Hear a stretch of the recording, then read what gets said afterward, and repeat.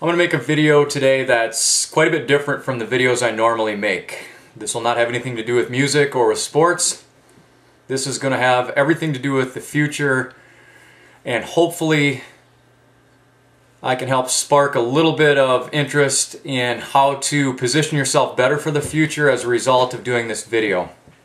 Let me preface what I'm about to say by telling you a little bit about myself.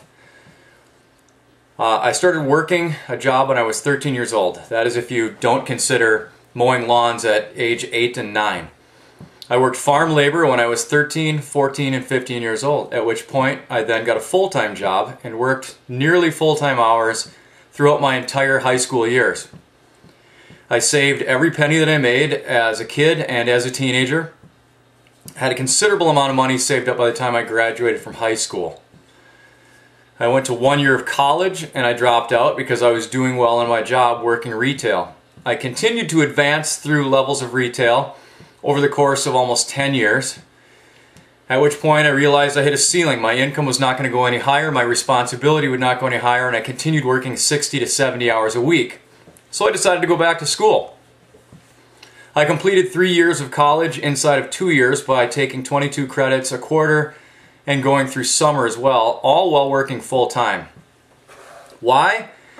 Because I understood that to get someplace that I wanted to go, I had to put in the time and the effort to do it. It was kind of the short-term pain equals long-term gain approach, which is a philosophy that we as Americans sent over to Japan after World War II with W. Edwards Deming and taught them how to do it, and they have since learned how to do it better than us. I worked for 3 years in marketing for a company called Gander Mountain, and then I was vice president of marketing for 10 years with Arby's restaurants before finally starting up my own business here after a 1.5 year unemployment layoff due to the economy. So what's going on right now in our country and after this election is of significant concern to me. Without getting into too many details, the first thing that really bothers me is this pending issue called the fiscal cliff. And so I don't paraphrase incorrectly, I'm just going to read to you what fiscal cliff is and how it's going to affect everyone. Fiscal cliff is the popular shorthand term used to describe the conundrum that the United States government is going to face at the end of this year. When the terms of the Budget Control Act of 2011 are scheduled to go into effect, we will all have to deal with this. Among the laws set to change at midnight on December 31st, 2012 are the end of last year's temporary payroll tax cuts, resulting in a 2% tax increase for workers, the end of a certain tax break for businesses, shifts in the alternative minimum tax that will take a larger bite, the end of the tax cuts from 2001 and 2003, and the beginning of taxes related to President Obama's healthcare law. At the same time, the spending cuts agreed upon as part of the debt ceiling deal of 2011 will begin to go into effect. Now, according to Barron's, over 1,000 government programs, including the defense budget and Medicare, are in line for deep, automatic cuts. This will affect unemployment and the economy. In dealing with the fiscal cliff, U.S. lawmakers have a choice among 3 options, none of which are particularly appealing. They can let the current policy scheduled for the beginning of 2013, which features a number of tax increases and spending cuts that are expected to weigh heavily on growth and possibly drive the economy back into recession, go into effect. The plus side, the deficit as a percentage of the GDP will be cut in half. They can cancel some or all of the scheduled tax increases and spending cuts, which would add to the deficit and increase the odds that the United States could face a crisis similar to which is occurring in Europe. The flip side of this, of course, is that the United States debt will continue to grow. They can take the middle course, opting for an approach that will address the budget issues to a limited extent, but that would have a more modest impact on growth. So, without going further into that, you can see that that is one huge issue that is pending out there right now that will affect 80 to 90% of Americans and American families. This is going to cause taxes on average to go up in your household $3,500 to $4,500. So your income will go down. It's a fact. This is not a debatable topic. This is outlined in the Budget Control Act of 2011. Serious concern. On top of that, the Obamacare, when it finally hits its full stride. I came from a large nationwide brand in Arby's restaurants. In talking to those people here this past week, amidst numerous other small and mid-sized companies, and this is a matter of public record. If you go on the internet and research any of these companies, a lot of them are franchise-based, you're going to find that plans are already being made for either reducing employee levels or reducing the hours that employees are working to get them below an average of 30 per week to avoid paying the additional health insurance costs that are mandated by Obamacare. What does that mean? Companies that were planning on growing and expanding are pulling back and not growing and expanding. Some companies are actually reducing hours, and some are going to lay off people to avoid the incremental cost.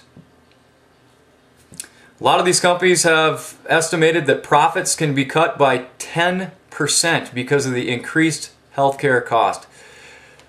Roundabout way of saying, this will affect the economy because other companies like Papa John's, John Natter has come out and said, this is fine, I will absorb these costs and I'll pass them along to you, the consumer, in the form of price increases.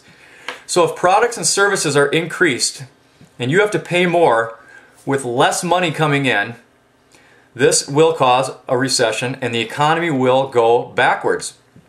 Conversely, unemployment's going to climb again as a result of this. So, without going any further and getting into an argument about where do you go with this, how do you combat that, that's not why I'm making the video. I want to provide something constructive and give my own 2 cents as to what you can do to try and position yourself better moving through the next 4 years and beyond. I want to outline this by saying there are 3 things that I think people should really grasp, 3 concepts. Number 1, pride. Have a little pride in yourself, in your work, in your family, and approach your work and your responsibility as something that as an American citizen you should do. Number 2 is work ethic. This is something I truly feel is being lost over time in this country. We live in more of an age of entitlement right now where people think they just deserve things. They don't have to work for them anymore. Well, guess what? You do. You got to work, and you got to work your ass off. As a young person, you got to bust your butt.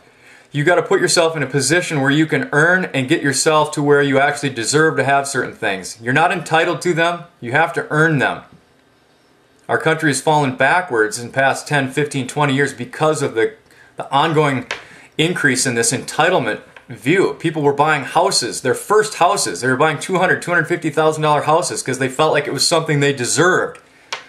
Well, you know, the bank screwed up, gave them loans they shouldn't have, but people shouldn't be thinking that way in the first place. When I was 18, I was in an apartment. I paid $399 a month in rent and I was making $6 an hour. I was able to scratch out enough money to pay my rent, pay my bills, and still save money and put it aside. So number 1, pride. Number 2, work ethic. And number 3, and most important in my opinion, discipline. Why discipline? I'll tell you why. To get where you're going in the future, you should be building a savings. You can't rely just on your 401k program because one of the new taxes that's being discussed is an increase in interest and dividends tax that will apply to 401k and retirement programs. A lot of those they're looking at raising 5 to 10%. So you'll get even less out of what you're expecting other people to manage your money for. So I think everyone should start an IRA when they're 18, 19, 20, 21 years old. It used to be that you were only allowed to put in $2,000 per person as a single or a maximum of $4,000 as a working couple. Through the Bush administration, that was increased, and I believe the number right now is $5,000 unless your household income is greater than, I believe it's $160,000, at which point you don't qualify for jack squat. You just are better off going off investing your money on your own. So I want to illustrate how important applying discipline to saving money can be for you and your family. First, I'm going to start if you're a teenager or a college student. If you are 20, let's just say 20 years old. I'm going to turn the camera around here now, and I'm going to show you how saving money on a regular basis and using compound interest can help you. If you're 20 years old, you have, get my cursor going up here, let's just say 40 years to invest your money before retirement age. You start off with a balance of $2,000 because that's the minimum end of your IRA balance. By the way, you should be talking and thinking about a Roth IRA, which is a tax-deferred IRA that you will not have to pay any taxes on until retirement. It's free money. Let's say you can attain an interest rate of 6%. Right now you can't, but over time you should be able to. And once a year you make a deposit or a contribution of $2,000. That is $166 a month. So we'll say deposit your frequency annually. Calculate. Let me show you what this will do for you. At age 20, by the time you're 65, through compound interest, $2,000 per year, there's your first year interest. The balance, which carries into the next year. You'll see how the interest grows each year. And look what happens when you get down to year 40. How compound interest really kicks in. You've invested $80,000 and you're now worth $330,000. That's pretty compelling information. If you happen to be a savvy investor and you can make 8%, that number becomes $561,000. If somehow you can come up with $4,000 a year, I'm talking about working hard, right? Setting aside money, being diligent and disciplined enough to manage your finances, cutting back your lifestyle a little bit, keeping in mind that you're living for the future and trying to protect your interest and your family's, look what this can do for you. And again, compound interest, because the later years that you get into, compounding has more of a profound effect. After 40 years at retirement, you will be a millionaire. It's just not that difficult to do. You can change this number to 20 years to invest. If you happen to be 40 years old right now, it cuts back your opportunity to make money. It certainly does that, but you can still have a couple $100,000 by retirement if you start now. So I just can't stress enough how important it is. Sorry about the red face here now. I'm not sure what happened to the camera. How important it is to invest your money, to save accordingly, save what you can, adjust your lifestyle, stop living for today and start thinking about the future, and position yourself and your family in a better place. Give yourself a chance so you have retirement set up. Nobody wants to work when they're 70, 75, or work right up until death. Nobody wants that. That is not what we all set out to do when we dream about our future and our retirement and taking care of our kids and wanting to travel and pay off your home and your debt and everything like that. So it was important for me to make this video to try and share just one bit of information as far as investing goes, to get yourself into a better position. But really, again, it comes down to you have to have the pride in yourself to say, I want to do this. I want to do it for myself and for my family.